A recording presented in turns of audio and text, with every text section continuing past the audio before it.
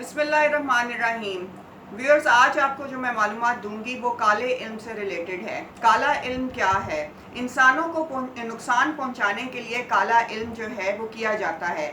इमाम जाफ़र सादिक अलैहिस्सलाम ने इसके मुतल्लिक बताया कि इब्लीस जो कि एक पहले फरिश्ता था, जब उसे जन्नत से निकाला गया तो उसने जो रूहानी इल्म उसके पास मौजूद थे, उसने उन इल्म का इस्तेमाल गलत तरीके से करने का, ताकि इंसानों को नुकसान पहुंचाया जाए, ये कठिन इरादा कर लिया। और इस इरादे में उसने कुछ जन्नात को शामिल किया और कुछ ऐसे जो भी ऐसे जन्नात थे और उनके ग्रोह थे जो कि शयातीन थे, उनको अपने साथ मिलाया ताकि इंसानों को ज़्यादा से ज़्यादा नुकसान पहुंचाया जाए।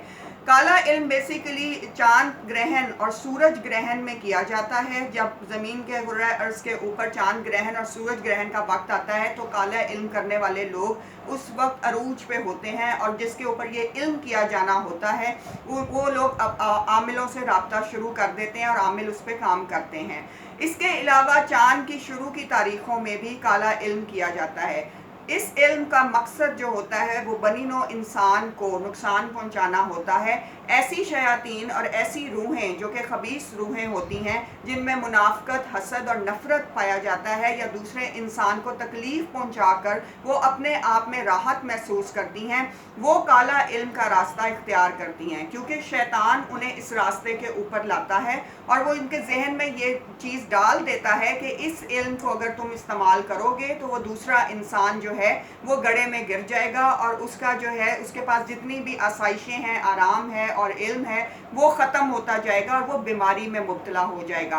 बाज़ औक़ात मुख्तलिफ लोगों को बीमारियों में मुब्तला करने के लिए भी लोग काला इल्म करवाते हैं, कारोबार की बंदिश के लिए और बाज़ औक़ात लड़कियों के रिश्तों के लिए और बहुत सारी रुकावटें पैदा करने के लिए ये इल्म कराया जाता है। लेकिन ये इल्म एक शैतानी इल्म है। और इमाम जाफ़र सादिक अलैहिस्सलाम ने ये फरमाया है कि कुरान पाक के विर्द से इस इल्म का ख़ात्मा होता है, और कुरान पाक में मौज़ितिन और इसके अलावा आयतल कुर्सी का विर्द जो इंसान रोज़ सुबह और रोज़ रात को करेगा तो उसके ऊपर कभी काला जादू नहीं हो सकेगा और वो काले इल्म के असरात से हर लिहाज से दूर रहेगा।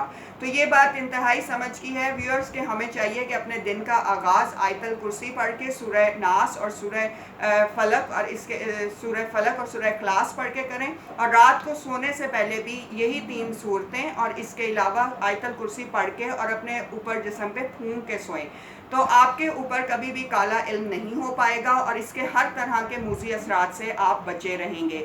उन लोगों से दूर रहें जिनमें हसद, मुनाफ़क़त और नफ़रत के जज्बात हैं और जो आपकी खुशी देख के गम का शिकार हो जाएं। काला इल्म वही लोग ज़्यादा करते हैं कि जिन्हें आपकी खुशी से प्रॉब्लम हो या आपको खुश देख के उनके ऊपर गम के बादल छा जाएं।